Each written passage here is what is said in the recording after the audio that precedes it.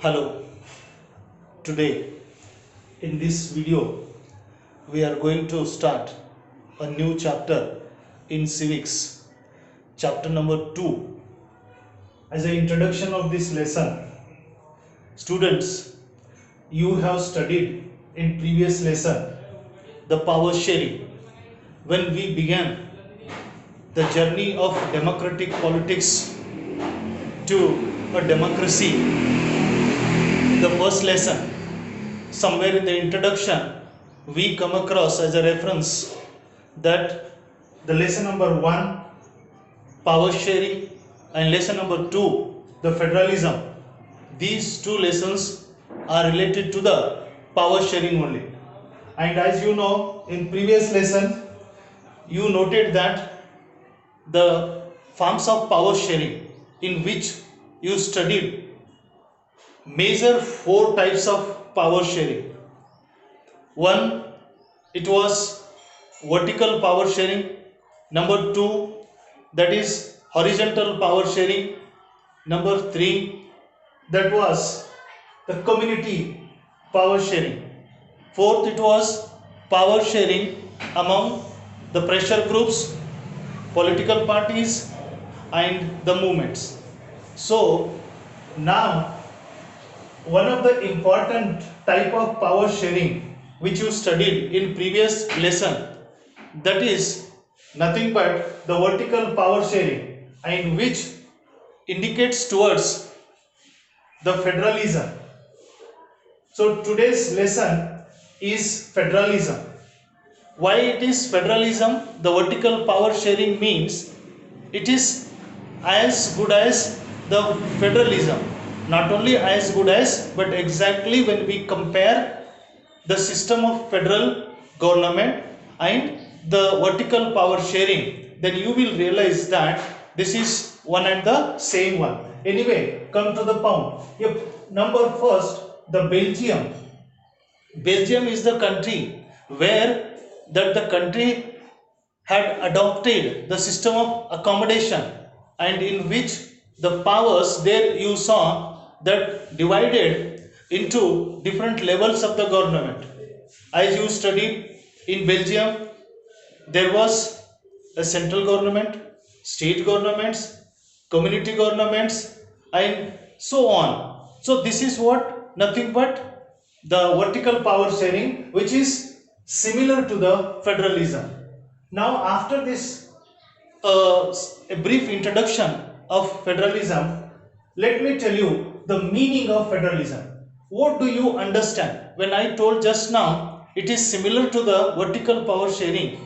Even then, could you guess what kind of a system is known as federalism? So as per the sources provided to us here, federalism is the system of government in which the power is divided between central authority and various constituent units. What do you mean by this? Federal system is a system of government in which the powers of a government are divided between the central government as well as various state governments of the country. So this is known as federalism. Students, we can understand the meaning of federalism in other words. So it is nothing but, in a very simple statement, that federal system of government is nothing but it is the 2 or more than 2 levels of government. It means in the country where there is a provision of 2 or more than 2 levels of government is known as federal system. Then do you know what type of the government, what type of the system we in India are practicing? Of course, it is federal system. Since the independence of our country, students, do you know, we have been adopted the same federal structures of the government, and as per that, we too in India have the different levels of government.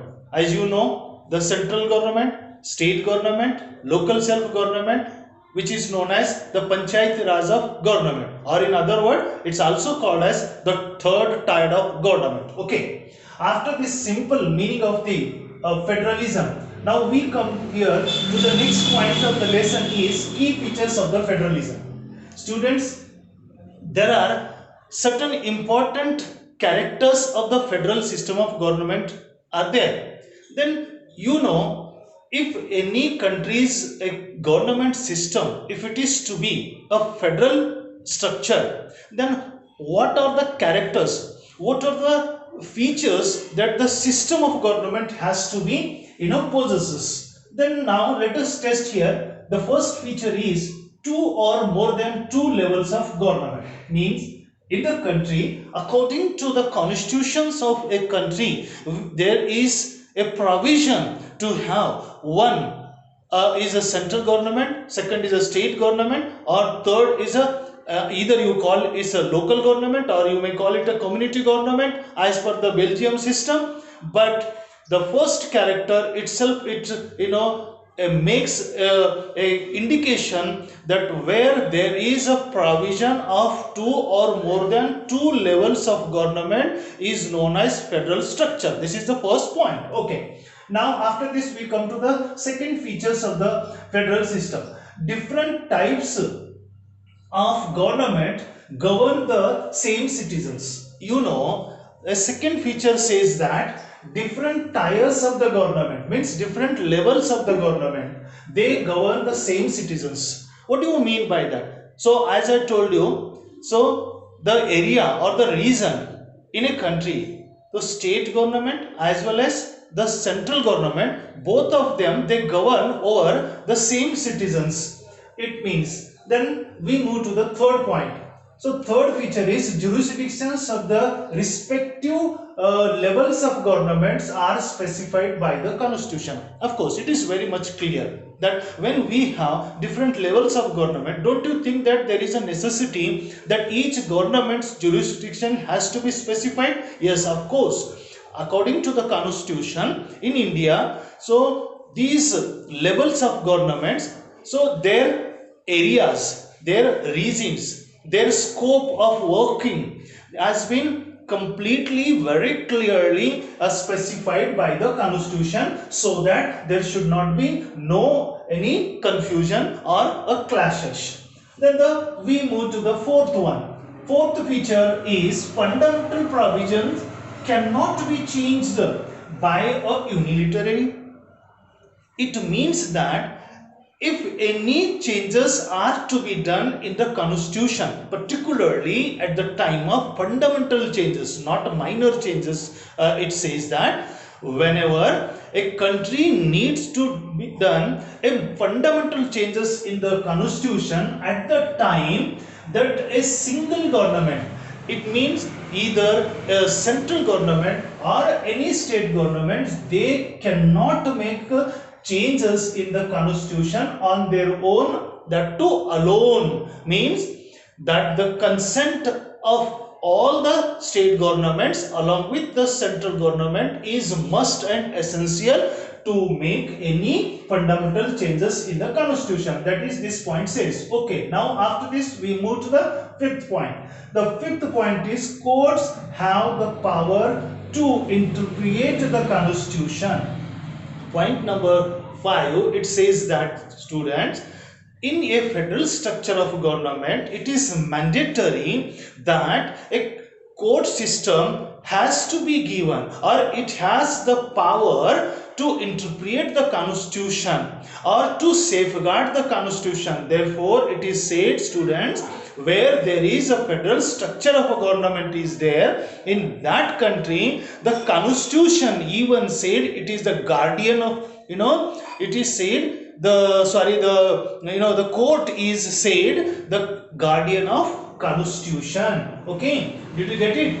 Then we move to the sixth point, sixth feature of the federal structure. What it says? It says that sources of revenue for each level of government are clearly specified.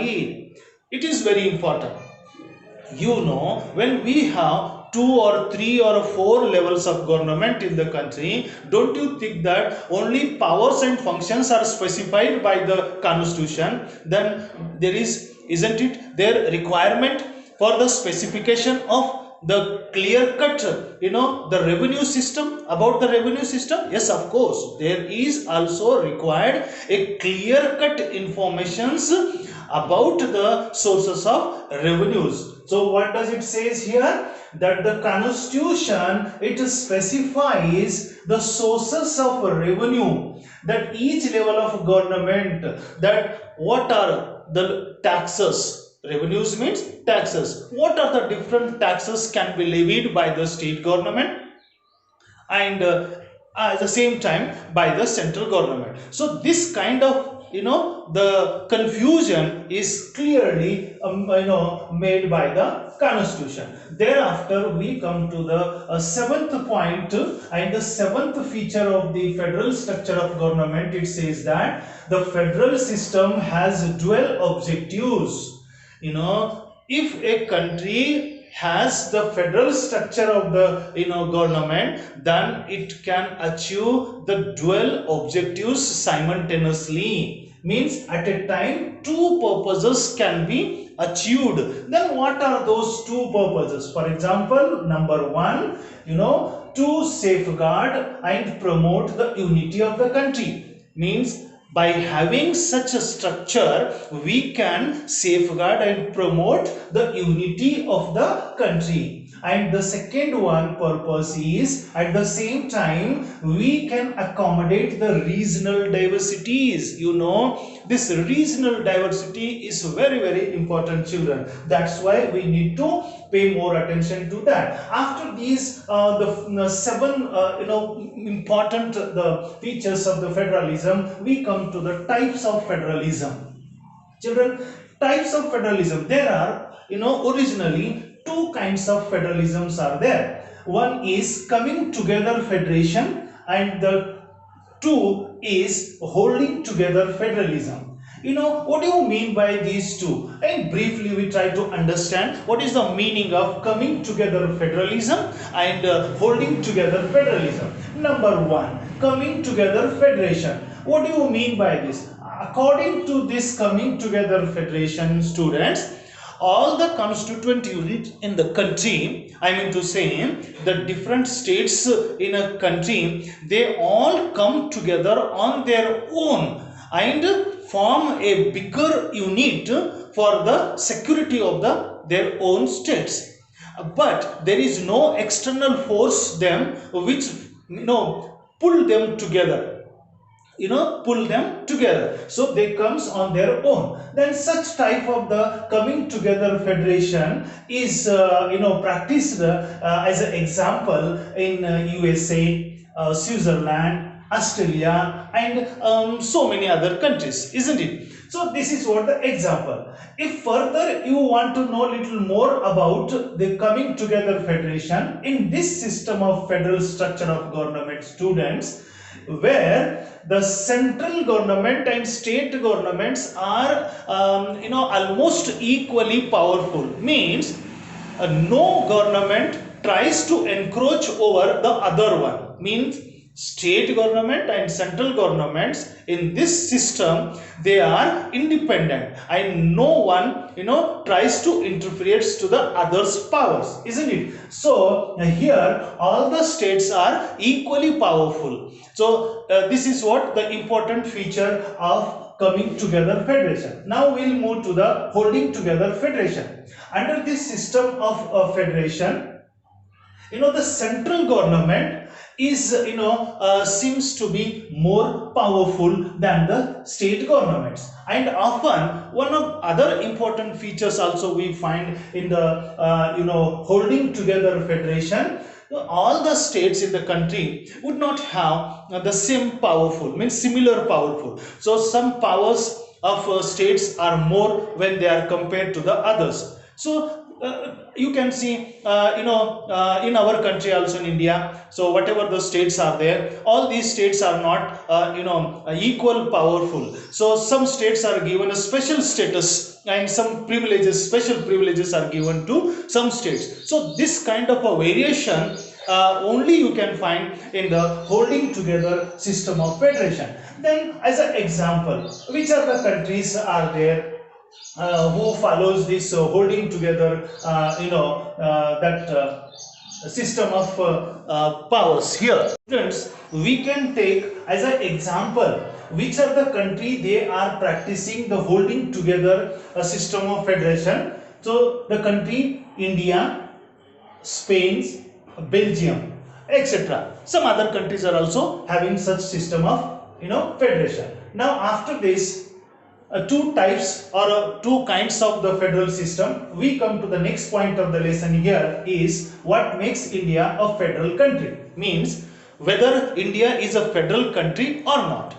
If we test our system of government over those seven key features of the federal system, then we can understand by applying those seven features how many features we find in the Indian federal structure of government, and we can realize that whether India is a federal system of government or not. Then let us come to know its point.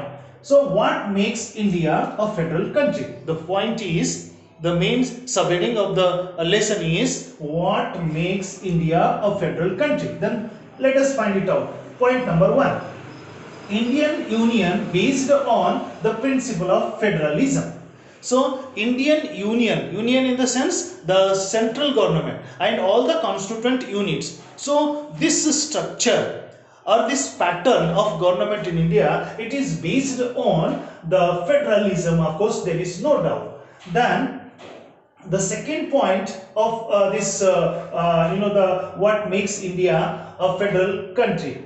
Constitution originally provides for two types of government, means two or more than two levels of the government. It has been provided by the constitution of our country. Then according to the key, one of the key features of the federal system, India is of course a federal system of country.